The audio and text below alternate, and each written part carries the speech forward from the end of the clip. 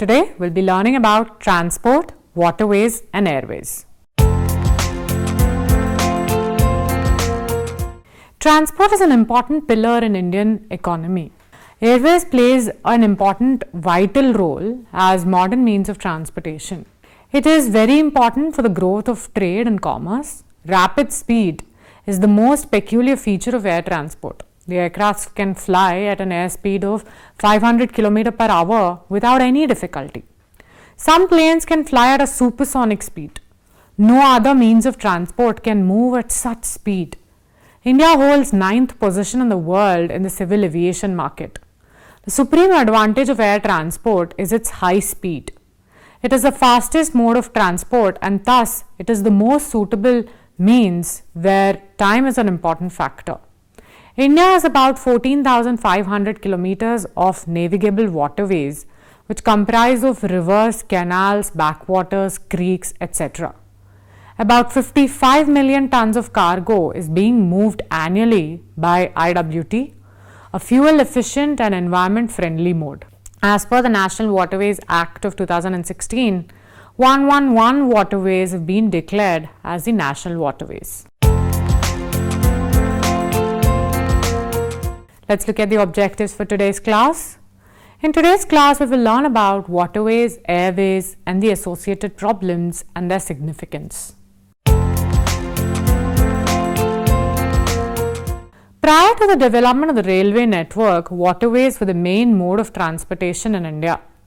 Waterways are the cheapest means of transportation. Moreover, they are most suitable for carrying heavy and bulky goods.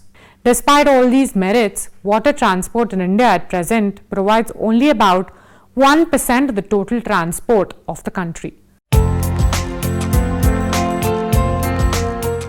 Ports.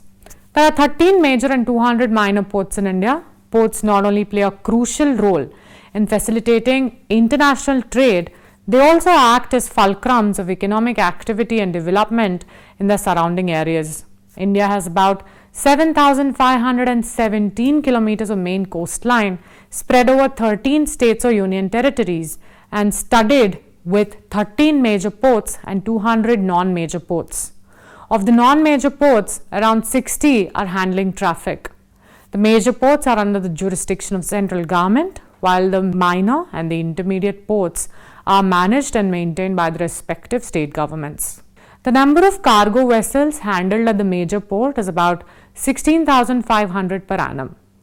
The total traffic carried by both the major and the minor ports during 2005 and 6 was estimated at around 570 million tons.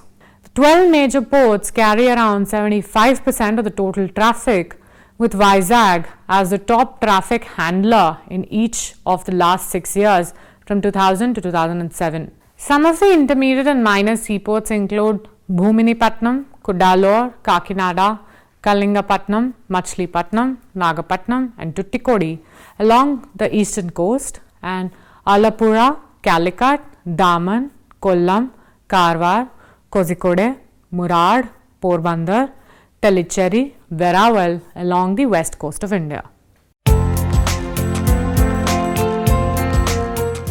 Now let's look at coastal shipping. Coastal shipping is an energy efficient, environmental friendly and economical mode of transportation in Indian transport network. It is a crucial component for the development of domestic industry and trade. Coastal shipping involves movement of goods and passengers from one port to another port within the country. India's coastal shipping tonnage in December 2005 was 470 vessels with 804.612 GRT. Coastal shipping has many advantages. It reduces the pressure on the rail and the road transport systems. It is relatively pollution free. It is less capital intensive. It provides large employment. It is the cheapest mode of transport. It promotes coastal based industries such as fisheries, coral collection, and it promotes tourism. Now let's look at some of the problems. Some of the problems of the Indian ports could be that Indian ports are mostly congested. Ports are not adequately connected with the hinterland, and there is a heavy pressure on the container traffic. And the largest container port in the world is Singapore, which handles 23.19 million TUE, which is 20 foot equivalent units. In comparison to this, India's largest container port handled roughly 2.67 million TUEs. India has about 14,500 kilometers of navigable waterways, which comprise rivers, canals, lakes, backwaters and creeks. About 45 million tons of cargo is being moved annually by inland water transport. It is a fuel efficient and environmental friendly mode of transportation. Its operations are currently restricted to a few stretches in Ganga-Hooghly rivers. The Brahmaputra, the Barak River, the rivers in Goa, the backwaters of Kerala, inland waterways in Mumbai and the deltaic regions of Godavari-Krishna rivers. Besides the various operations by mechanized vessels, coastal boats, country boats of various capacities also operate in various rivers, lakes and canals. Data of cargo and passenger movement in the unorganized sector has not been compiled, but it is a fact that substantial quantum of cargo and passengers are transported in the unorganized sector as well. It was constituted in 1967. It has its headquarters at Kolkata. It is mainly engaged in the transportation of goods by inland waterways in Ganga, Brahmaputra, Hooghly and Sundarban regions. It is operating regular cargo service between Kolkata and Karimanj, which is in Assam, Kolkata, Bangladesh and Patna and Haldia. The Inland Waterways Authority of India came into existence on 27 October 1986 for the development and regulation of inland waterways for shipping and navigation. The authority primarily undertakes projects for development and maintenance of inland water transport infrastructure on the national waterways through grant received from the Ministry of Shipping, Road Transport and Highways. The head office of the authority is located at Noida. The authority also has its regional offices at Guwahati, Kochi, Kolkata and Patna and sub-offices at Allahabad, Bhagalpur, Farakka, Kollam and Varanasi. The National Inland Navigation Institute is located at Patna. National waterways in India. Firstly, the Ganga between the Haldia and Allahabad, which is 1,620 kilometers. Then we have the Sadia-Dhubri stretch of the Brahmaputra river and the Kollam-Kottapuram stretch of the western coast canal along the Champakara and Udagamandalam canals in Kerala. Now, India's first street village has also been planned to be located near Varanasi. Spread over 100 acres in Varanasi, it is an specialized industrial estate. It includes an intermodal terminal which will facilitate integration between different modes of transport. It will also help in relocation of the realtors, warehouses, operators and logistics service providers supply the regional markets. Some of the factors which we'll talk about bear a close bearing on the development and maintenance of the inland waterways. Firstly, the fluctuation regime of the rivers. Many of the rivers are seasonal. Even the perennial rivers like Brahmaputra, Ganga, Gandak, Kosi, Yamuna, the discharge of water decreases substantially during the summer and winter months, while during the rainy season they are in floods. Both the conditions are not conducive for navigation. Natural obstacles, the presence of waterfalls, cataracts, rapids in the course of rivers hinder the development of the inland navigation. The silting of the river beds reduces the depth of water and creates problems for navigation. And then we have water for irrigation. Diversion of water for irrigation reduces the quantity of water in the river channel. Economically unviable. The demand for waterways is not adequate as the people want fast movement of their commodities. This makes river transport economically unviable. The Adams Bridge or Ram Setu is a discontinuous change of sandbars dotting 30 km stretch in the east-west direction between the southern tip of Rameshwaram Island in India and the Talai Mannar in the northwestern Sri Lanka. It creates a geological divide between the Pak Bay and the Gulf of Mannar, which form part of the southern Kaveri basin in the Bay of Bengal.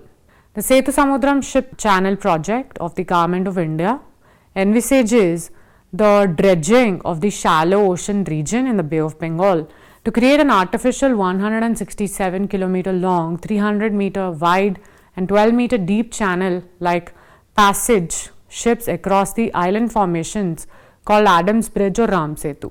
The proposal for channel linking the Park Strait and the Gulf of Mannar goes back to British in 1860, and since then several proposals have been made and 6 distinct alignments for the passage to go across Ram Setu have been put forward. But only in 1998, Shri Atal Bihari Vajpayee, the then Prime Minister of the previous National Democratic Alliance government, finally launched the project. It was only inaugurated during the UPA regime in 2005 by the then Prime Minister Dr. Manmohan Singh. The channel project, when developed and completed, cut down steaming time and fuel costs and galvanized traffic for 15 small neglected seaports in Tamil Nadu, Andhra Pradesh, Odisha and West Bengal. The fortunes of Tuticorin port and town improved dramatically from the transshipment of containers that originated from or are destined for ports on the coast of India. Moreover, the Indian Navy needs a channel in India's own territorial waters. Two independent scientific agencies, namely the Geological Survey of India and the Space Applications Centre of the Indian Space Research Organisation, conducted detailed studies on the geological formations associated with Ram Setu, and all have established conclusively that Ram Setu is not a man-made structure. The agencies concluded that Adams Bridge is not man-made but comprises 103 small coral reefs lying in linear pattern, sand cays, and the intermediate deep channels. Dr. Ram Mohan, a leading geomorphologist and oceanographer, in his research paper entitled Geological Evolution of Adams Bridge, opined that Adams Bridge consists of sandbars and coral formations. The possibilities of the formation of shoals in the shallow continental shelf as barrier bars appear to be the most plausible explanation for the evolution of Rameshwaram and the Adams Bridge. Thus, all the scientific studies about the Ram Setu suggest a consistent picture of natural process that led to the formation of Adams Bridge. It is not a man-made structure. It is merely a sand and coral formation. The reduction in the distances between Tuticorin and Chennai, Ennore, Vishakhapatnam, Paradweep and Haldia or Kolkata, etc. The government of Rajasthan is planning to construct a navigation canal between Sanchor and the Lakhpat town at the head of Kori Creek. If the proposed navigation canal is constructed, the Thar desert of Rajasthan will become accessible by water transport to the Arabian Sea. Planning of the navigation canal through the initial phase, but the officials claim that the project is economically viable and geographically sustainable. The length of the canal will be about 300 kilometers between Lakhpat and Sanchor town in the Jalore district of Rajasthan.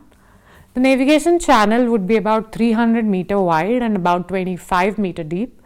It would start from the tip of Lakhpat at Kori Creek in Arabian Sea, run through the Rann of Kutch and join Sanchor about 135 kilometers from the district's of headquarters of Jalore. In the construction of the navigation canal, the government has to examine the geostrategic aspect also, as the project is very close to the international border.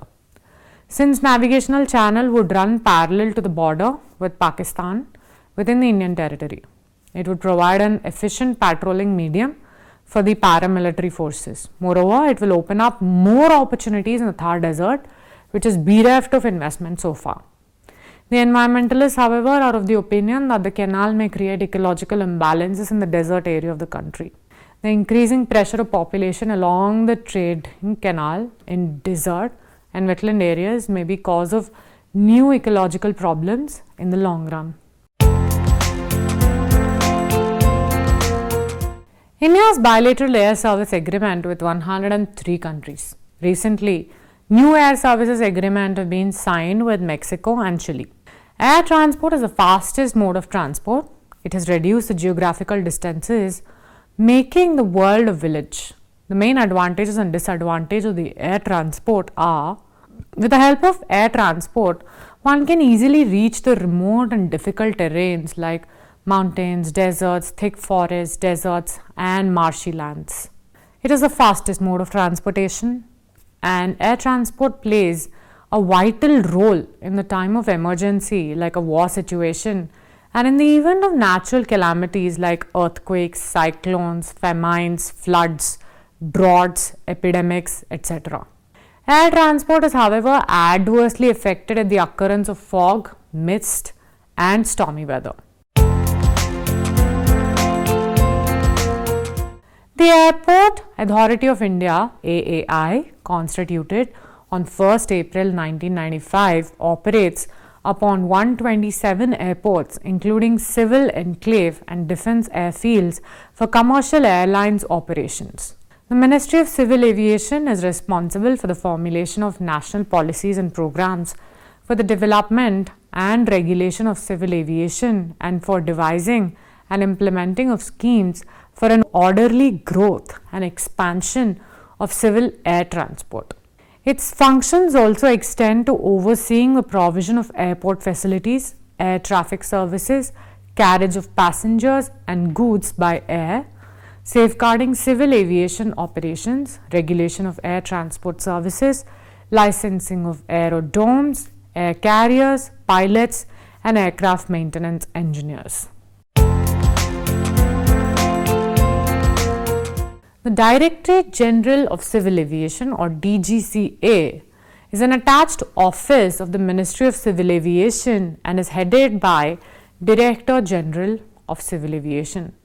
The headquarters is located in New Delhi, and there are regional and sub-regional offices all over the country. The DGCA is primarily responsible for regulation of air transport services to, from, within India and for enforcement of civil air regulations, air safety and airworthiness standards. Airports Authority of India came into being in April 1995. AAI is a mini Ratna Category 1 PSE, that is a public sector enterprise, involved in building, upgrading, maintaining and managing airports infrastructure across the country. It owns and maintains 125 airports, 96 operational, 29 non-operational, comprising 21 international airports, 3 civil enclaves, 8 custom airports, 4 civil enclaves, 77 domestic airports and 19 domestic civil enclaves. It is an initiative of the Ministry of Civil Aviation launched in 2016 to offer people a convenient and hassle-free air travel experience. It works through an interactive web portal or a mobile app for both Android and iOS platforms that includes a mechanism for grievance redressal, back office operations for grievance, handling flight status or schedule information, airport information and FAQs. There are 450 airports in the country in various stages of development. Out of these, Ahmedabad, Amritsar, Bengaluru, Chennai, Delhi, Guwahati, Hyderabad, Jaipur, Kochi, Kolkata, Mumbai, Panaji, Srinagar and Thiruvananthapuram are the international airports. The improvement in the infrastructural facilities at the airports need heavy capital investment which the government cannot afford on its own. Therefore, private, domestic and foreign investors, including NRIs, have been encouraged to participate in the process of improvement of the Indian Airlines. In order to help the Indian exports to make their exports more competitive, the government had introduced in April 1992 an open sky policy for cargo.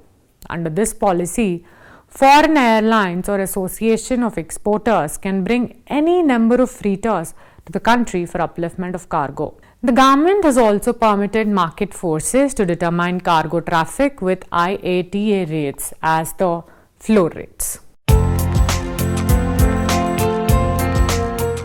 India has bilateral air service agreements with 103 countries. A revised air service agreement between India and USA was signed in 2005, replacing an earlier agreement signed in 1956. The revised agreement grants unlimited access to the designated airlines to any point of call in the territory of the other country as against 4 airports under the earlier agreement.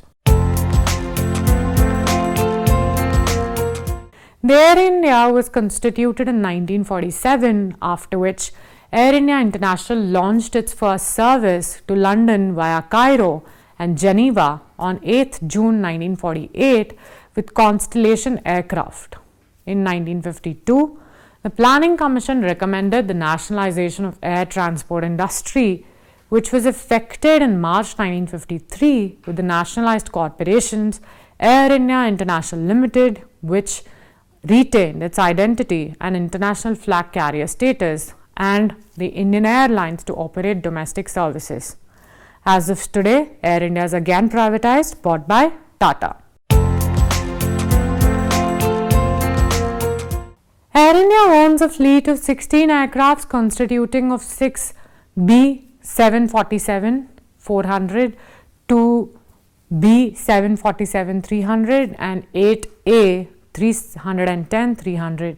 In addition, Air India has inducted 6 B747-400, 11 A310-300 and 4 B777-222 on dry lease basis, taking the total number of aircrafts in Air India to 37. Additionally, B737-800 have been leased for Air India Express. Air India operates 173 flights per week, serving the stations. Air India also has codeshare agreements with 12 airlines to offer its passengers more destinations and convenient connections. In addition to Air India, there are at present 6 private scheduled operators, namely Jet Airways, Jetlight Airlines, Go Airlines, India, SpiceJet Limited, Paramount Airways and Interglobe Aviation, which is Indigo, operating on the domestic sector, providing a wide choice of flights and connectivity to various parts of India. Some of these flights operate between India and the Gulf countries. Indian Airlines was set up under the Air Corporation Act of 1953 with an initial capital of 3.25 crores with its headquarters at Delhi. Indian Airlines is the major domestic air carrier of the country. Indian Airlines operates to 55 domestic stations along its wholly owned subsidiary airlines, Allied Services. Besides, Indian Airlines also operates to 18 international stations. The Indian Airlines presently has a fleet of 73 aircrafts comprising 3 Airbus A3000s, 48 Airbus, 5 Airbus, 11 Boeing, 18 Dornier and 4 ATR. All B737 and ATR aircrafts are operated by Alliance Air. In addition to Air India, there are Jet Airways, Kingfisher Airlines, Deccan Aviation Company, Jetlight, Paramount Airways, MDLR, Jackson Airlines and Go Air Airlines. The Pawan Hans Helicopters Limited is one of the India's leading helicopter companies and is known for its reliable helicopter operations. The company was incorporated in 1985 with the objective of providing helicopter services to the petroleum sector, linking inaccessible areas of the country and operating charters for promotion of tourism. In addition to these, 5 more companies provide services in India. Out of these, Jet Airways and Air Sahara operate on the domestic as well as international air routes, while Air Deccan, Kingfisher and SpiceJet operate only on domestic routes only. The air transport of India is facing a few of the problems. Let's look at them. Firstly, running in loss. Both Air India and the Indian Airlines are incurring constant losses. Some better airlines like Singapore and Lufthansa have shown willingness to join with Air India. Strikes have become regular feature in the air transport industry. For example, the September or October 2009 strike of the pilots created great inconvenience to to the passengers and heavy losses to the Indian Airlines. Next, we have the decline in quality of the services. There has been a constant decline in the quality of air service offered by Air India and the Indian Airlines. Next, we have the high aircraft man ratio. The airline's manpower base is one of the highest in the world. Its average is about 700 employees per aircraft, as against an average of 225 employees internationally. Then we have the stiff competition. The airlines are facing a stiff competition from foreign airlines which are providing better and efficient services. Old aircrafts. The aircrafts of the airlines are more than 20 years old. The airlines need huge amount for replacement of the old aircrafts. Expensive fares. The airline in India are still serving only the elite class. The fares are beyond reach for the middle and the lower middle class. Mismanagement and political interference. The inefficient function of the management and political interference are bringing a bad name to the airlines. People prefer to travel by some alternate airlines. Waterways and airways are most preferred modes of transport after roadways and railways. Waterways are very economical. The largest volume of trade happens in the waterways. Inland waterways are a major contributor to India's trade. Airways have their own appeal. With the programs like Udan, the government is making even the airways more economical. Hope you've had a great lesson. Thank you and have a nice day.